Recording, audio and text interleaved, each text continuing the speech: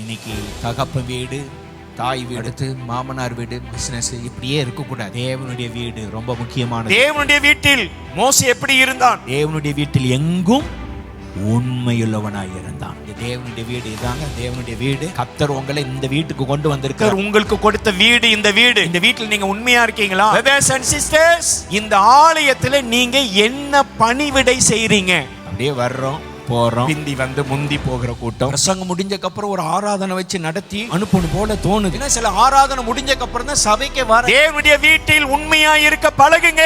உங்க வீட்டுக்கு இஷ்டத்துக்கு போயிட்டு வந்துட்டு இருந்தா வீடு வீடா இருக்குமா? உங்களை வீட்டுல யாராவது மதிப்பாங்களா?